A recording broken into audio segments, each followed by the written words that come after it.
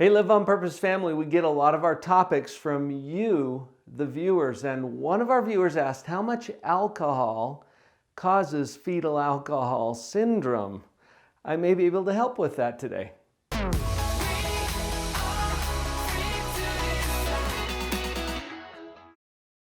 Honestly, not my favorite topic. I think it's really sad that little kids, babies, get affected so seriously by alcohol use and abuse. Now we'll talk about both of those today, but first I want to give you a definition from the Mayo Clinic of fetal alcohol syndrome. What is this thing? I learned about it back in graduate school, but we don't talk about it all that much. You've probably heard the term. Here's the definition from the Mayo Clinic. Fetal alcohol syndrome is a condition in a child that results from alcohol exposure during the mother's pregnancy. Notice that word exposure. I'll come back to that. Fetal alcohol syndrome causes brain damage and growth problems. The problems caused by fetal alcohol syndrome vary from child to child, but defects caused by fetal alcohol syndrome are not reversible. Again, that's from the Mayo Clinic. That's pretty heavy stuff. I want to focus on that word that I mentioned earlier. Exposure is what can cause fetal alcohol syndrome. Now, I opened with the question, and this came from one of our viewers, how much alcohol causes fetal alcohol syndrome? The basic answer to that is any alcohol can cause fetal alcohol syndrome. But there's a lot of myths out there too. I looked this up on a website for the National Organization on Fetal Alcohol Syndrome, and they had listed several common myths or things that people say about this that are really not true. Let's take a look at some of those myths. You may have heard that a glass of wine actually reduces stress and can be very helpful during a pregnancy. Or that doctors sometimes will say a glass or two of wine is really not going to be harmful and is probably okay during pregnancy.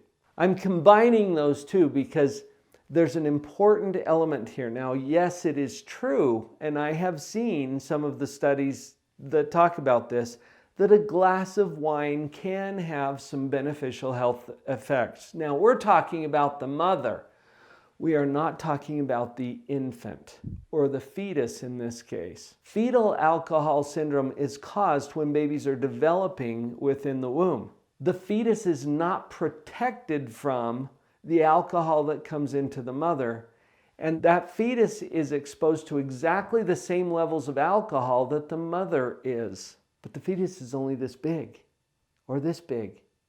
And that exposure can have very, very detrimental effects. So even if it's true that a glass of wine is not harmful and perhaps even beneficial to the mother, it's extremely dangerous for the fetus. We're talking about two very different things, the mother and the fetus. These are two different people. And so keeping that in mind will help to debunk that myth. If doctors say that it's okay to have an occasional glass of wine during pregnancy, they're probably uninformed about the effects of alcohol on that developing fetus. The American College of Obstetricians and Gynecologists advise that all pregnant women completely abstain from alcohol for this purpose. Here's another myth. My friends or family members drank a little bit during pregnancy and their kids are fine. Really? Have you taken a close look at their kids? Well, without going there are very different reactions by different people to different substances. There is no evidence that any level of alcohol is safe for a developing fetus. Now, that doesn't mean that if you have one drink or if you drink occasionally or you have some light drinking, that your child is going to develop fetal alcohol syndrome. It increases the risk dramatically, and there may be different results for different people, but again, there is no level of alcohol that has been shown to be safe for a developing fetus. Now, I have to jump in right here because what if you just barely found out you're pregnant and you've been drinking a little? Stop now.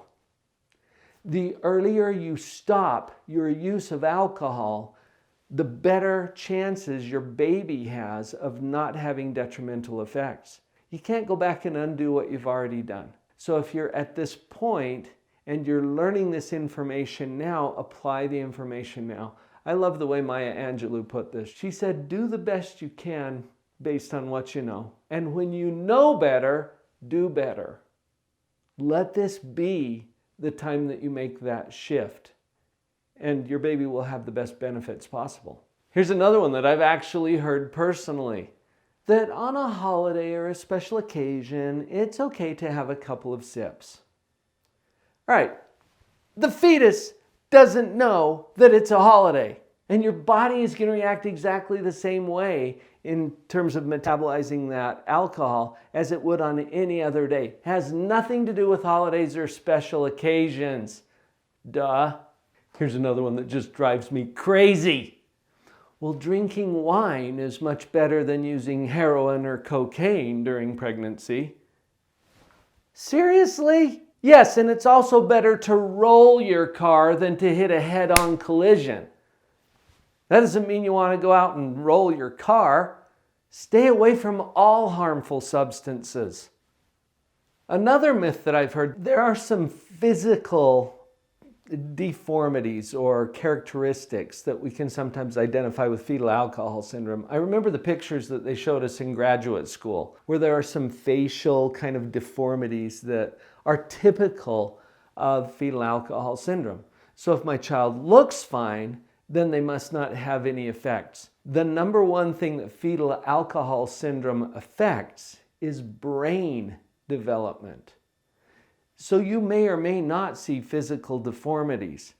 It doesn't mean that there was no effect. Do you remember when we were talking earlier about how your friends and family drank a little during their pregnancy and their kids seem fine? Yeah, seem fine. What about those learning disabilities that can kick in? What about those subtle cognitive deficits that are created by the effects of alcohol? I probably don't need to go into all of the myths, and probably you've figured out how I feel about this subject. I have to be clear about this because the research is very, very clear that there is no safe level of alcohol for a developing fetus. And remember that fetus is exposed to exactly the same exposure of alcohol that the mother is. So let's be really careful with this. And again, if you've already been drinking a little and you're pregnant, this video is not about shame and guilt. It's about education. When you know better, do better. I'm so happy that you're here, that you're a conscious, loving parent. We've got your back at Live on Purpose TV, and there are coaching programs for positive parenting that we have put together that I think you might find to be extremely helpful. Let's team up to be the very best parents that we can. Go to drpauljenkins.com/breakthrough call. Let's get you on a call with one of our coaches and team up to be better parents. I had a number so I could be